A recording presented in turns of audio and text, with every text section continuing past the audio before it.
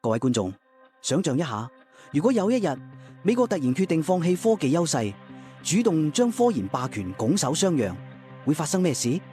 呢個聽起嚟好似天方夜譚嘅情況，而家竟然喺特朗普治下真實上演。佢對科學界嘅全面打擊，正在將美國過去一個世紀建立嘅科研優勢逐步摧毀，而最大得益者可能就係中國。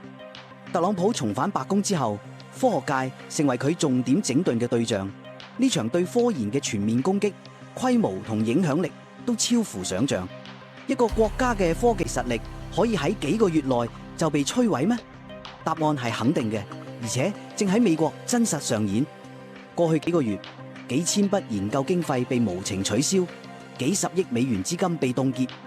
哈佛大學同哥倫比亞大學等全球頂尖學府嘅科研計劃突然被終止。更令人震驚嘅係，最新預算提案竟然要削減美國主要科研資助機構高達50%嘅經費。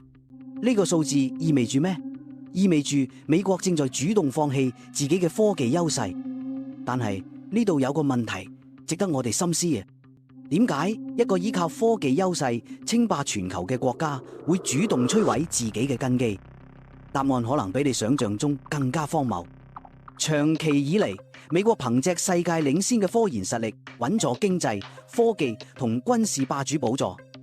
全球最聰明嘅一群人都湧向美國，為佢哋嘅創新引擎注入動力。但係而家呢班精英正焦慮咁尋找離開嘅出口，因為佢哋發現美國已經唔再係科學自由嘅樂土。政府嘅荒謬邏輯，當政治凌駕科學。特朗普嘅科技顧問克拉齊奧斯試圖為呢場科研大屠殺辯護，佢聲稱科學界效率低落、僵化不前，仲話科學家陷入咗群體迷思，特別係關於多元、公平同包容等議題。按照佢哋嘅邏輯，要拯救科學，就必須徹底翻新成個體系。但係呢度有個關鍵問題，點解要用政治手段嚟拯救科學？答案可能會令你大跌眼鏡。美國政府對科研嘅打擊手法極其粗暴同缺乏針對性。當政府試圖跟隨多元、公平同包容政策，懲罰大學入面嘅反猶事件，以及削減整體政府支出時，科學研究成為咗無辜嘅受害者。舉個例子，評估唔同種族癌症風險因素嘅研究被終止，分析性別差異對性病流行影響嘅研究都被撤資。呢啲研究本身係科學價值極高嘅醫學研究，但因為涉及種族同性別議題，就被一刀切咁取消。你話荒唔荒謬？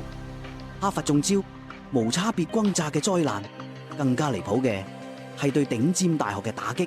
白宮將哈佛同哥倫比亞等大學視為覺醒文化同反猶主義嘅溫床，所以無論研究領域係咩，一律撤除研究資助。一夜之間，從阿茲海默症研究到量子物理嘅項目全數喊停，連阿茲海默症研究都被砍啊！呢種疾病影響住全球數以千萬計嘅家庭，而美國竟然因為政治原因暫停相關研究，呢種做法簡直係對人類福祉嘅背叛。聯邦資助對美國創新力嘅意義絕對唔只係地方經濟咁簡單，佢代表住美國喺全球科技競賽入邊嘅領先地位。好多無法即時商業化嘅基礎研究，最終能夠轉化為改變世界嘅技術同療法。削弱呢套制度，等同於自毀長城，簡直係愚蠢至極。公共衛生同氣候研究首當其衝嘅犧牲品。孖架運動特別仇視公共衛生同氣候變遷研究者，認為佢哋係道貌岸然嘅憂慮分子，喺新冠疫情期間通過封鎖同停課措施壓制美國人民自由。因此，疫苗同氣候研究嘅經費將會遭到嚴重縮減。當全球都喺應對氣候變化同新興疫情威脅嘅時候，美國竟然選擇削弱自己嘅防禦能力。政府官員甚至試圖通過行政命令規定科學家可以研究邊啲領域、邊啲議題被禁止。對於一個建立喺啟蒙時代自由思維價值之上嘅共和國嚟講，呢種做法無疑係巨大倒退。美國科學界確實存在過度官僚化嘅問題。頂尖研究人員指出，佢哋平均一週5個工作日入邊，有2日要花喺填表同行政雜務上面，而唔係喺實驗室進行研究。但特朗普政府到目前為止並冇提出改善科學運作嘅具體計劃。相反，當科學家唔確定自己嘅研究係咪會繼續獲得資助，或者被逼訴諸法律對抗任意撤資嘅時候，美國嘅科研效率只會更加低落。災難性嘅後果，立竿見影嘅破壞。呢場反科學行動嘅損害已經開始浮現，而且後果嚴重到令人震驚。你準備好聽一啲真正可怕嘅數據未？對國家海洋暨大氣總署嘅大幅削減，意味住氣象預報準確度將會下降，農民更難掌握播種時機，地方政府亦難以有效準備天災來襲。美國國家氣象局本來每日會2次施放氣球收集氣壓、溫度同濕度資料，用嚟預測風暴嘅生成、移動路徑同強度，但自從人手短缺之後，唔少地區只能夠減半觀測，甚至完全中斷。想象一下，當颶風逼近時，氣象部門卻無法提供準確預報，會有幾多生命受到威脅？呢個絕對唔係危言聳聽。對疾病管制與預防中心嘅預算縮減，令疫情監測同控制變得更加困難。2005年設立嘅醫療監測計劃，本來負責搜集美國愛滋病感染者嘅數據，包括共病情形、傳播行為同醫療障礙等，為各州同地方政府提供防疫依據。而家呢個計劃20年嚟首次面臨崩解，原本17人團隊入邊有16人喺4月1日遭早解僱，成個計劃戛然而止。每當危機來臨時，我哋最需要科學嘅指導，但美國政府卻選擇削弱科學能力，呢種邏輯簡直令人費解。人才大逃亡啊！美國夢破滅，長期嚟講損害更加深遠。雖然特朗普希望借助關稅讓企業回流美國，加強國內投資，但企業嘅研發支出根本唔可能補上公共資金支持嘅基礎研究缺口。呢啲研究往往需要多年先至能夠商業化，甚至永遠無法獲利。但佢哋正係科技突破嘅基石。根據我嘅研究，隨住經費凍結，人才外流嘅風險顯著升高。光係2025年前3個月，美國科學家申請海外職位嘅數量就比2024年同期增加咗1/3，而外國研究人員申請嚟美國嘅數量則減少1/4。呢個數據意味住咩？意味住全球最頂尖嘅科學人才正在離開美國。美國向來以歡迎國際人才著稱嘅聲譽，恐怕無法輕易挽回。一旦學術自由遭限嘅印象成形，留喺美國嘅研究人員都可能開始自我審查，影響未來多年嘅科研方向。咁邊個會係呢場人才大逃亡嘅最大受益者？答案顯而易見，中國。中國機會嚟啦，趁勢崛起嘅策略。中國正積極通過高薪吸引在美嘅華裔學者回國，呢個策略顯然奏效。科學刊物出版社 Springer Nature 嘅數據顯示，2025年第一季駐美科學家申請中國研究職位嘅數量比舊年同期增加2成。更令人驚訝嘅係，2019至2022年間完成博士後研究，選擇赴中國工作嘅非華人人工智能研究者比例竟然翻倍成長。呢個趨勢係咪令你震驚？連非華人科學家都開始選擇中國，呢個變化嘅意義有幾深遠？呢種對比令人深思。美國花費咗整個20世紀建立起嚟嘅科研優勢，而家竟然因為政治操作而面臨百年未見嘅大逆轉。當資金中斷、學術審查升溫、人才外流加劇嘅時候，美國嘅科研優勢同科技競爭力將會逐步被削弱。全球影響，冇人能夠置身事外嘅。除咗美國本身，特朗普對科學界嘅打擊亦會對全球產生不良後果。美國係全球最大嘅公共研究資助國，擁有全世界1半嘅諾貝爾科學獎得主，以及10大科研大學入邊嘅4所。美國科學家嘅發現同創新一直為全人類帶嚟福祉。如果美國撤退，全世界都會失去呢啲創意成果嘅果實。當科學被政治化嘅時候，會對人類文明造成咩影響？美國科學界嘅影響力遠超佢嘅國界。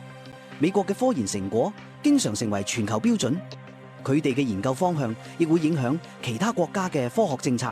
當美國科學界受到打擊時，全球科學進步都會受到拖累。特別係喺氣候變遷、傳染病防控、太空探索等需要國際合作嘅領域，美國嘅退縮將會造成難以彌補嘅損失。歷史嘅諷刺，從領袖到自毀者。最諷刺嘅係，美國喺20世紀初時喺科學領域其實遠遠落後於歐洲，但係通過持續投資教育同研究，美國喺20世紀末成為咗全球科學嘅中心。美國嘅科學成就同佢嘅經濟實力、科技能力同軍事強權地位密不可分。呢個成功故事證明咗科學求知嘅重要性，但而家美國竟然要主動放棄呢個優勢。如果美國持續退縮，中國將會承擔全球科研領導地位帶嚟嘅種種好處。呢種角色轉換唔單止會改變兩國嘅相對實力，更會重塑整個國際秩序。當中國成為科技創新嘅引領者嘅時候，佢哋嘅價值觀同標準亦都會隨之輸出到全球。未來展望無可挽回嘅損失。當我哋觀察呢場由政治主導嘅反科學風潮嘅時候，必須認識到佢嘅深遠影響。科學唔應該成為意識形態鬥爭嘅犧牲品，否則受害嘅唔單止係美國，而係成個世界嘅未來。雖然國會同司法機關最終可能會採取行動，限制呢場反科學行動嘅範圍同影響力，但近幾個月造成嘅損害已經開始浮現，而且部分損害可能係不可逆轉嘅。信任需要時間建立，但係可以喺一夜之間摧毀。美國科學界嘅國際聲譽一旦受損，要修復就需要幾代人嘅努力。更加令人擔憂嘅係，呢種反智主義情緒可能會蔓延到其他國家。當科學被政治化，當客觀研究被意識形態綁架時，人類社會嘅進步就會停滯不前。我哋必須警惕呢種危險趨勢，堅決捍衛科學嘅獨立性同客觀性。我哋作為普通人，可以做啲咩嚟阻止呢種災難？答案係我哋必須保持理性思考，支持基於證據嘅科學研究，反對任何將科學政治化嘅嘗試。無論係喺香港、美國定係其他地方，科學自由都係人類進步嘅基石，值得我哋共同守護。驚人嘅數據揭示，根據最新研究，如果美國科研經費削減計劃全面實施，預計將有超過10萬名科研人員面臨失業風險，其中包括3萬名博士後研究員同2萬名研究生。呢個數字代表住人類智慧嘅巨大損失。更加令人震驚嘅係，呢啲被逼離開嘅科研人才，有60%表示會考慮移居到中國、新加坡、德國等提供更好科研環境嘅國家。呢個人才流失嘅規模，可能係自2戰以嚟最大嘅一次科學家遷移。你有冇諗過，當呢啲頂尖科學家帶住佢哋嘅知識同經驗離開美國時，美國將會失去幾多競爭優勢？結語：歷史嘅轉捩點。特朗普對科學界嘅攻擊，表面上係要整頓效率低落嘅官僚體系，實際上卻係喺度摧毀美國科技霸權嘅根基。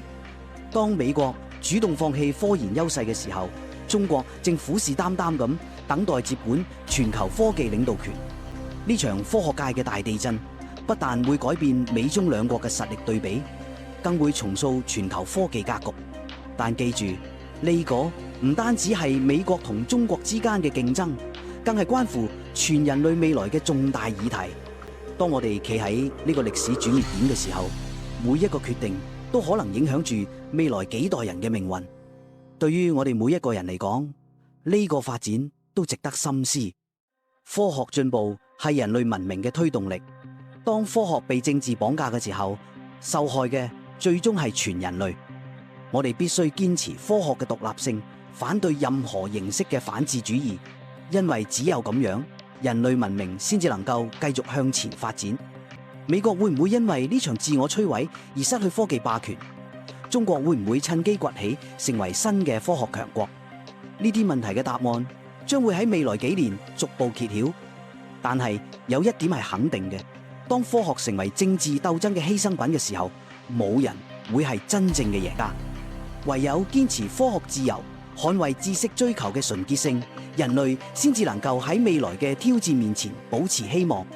記住，科學冇國界。當政治試圖控制科學嘅時候，我哋每一個人都有責任企出嚟，為真理發聲，為未來守護希望。多謝收睇，下次見。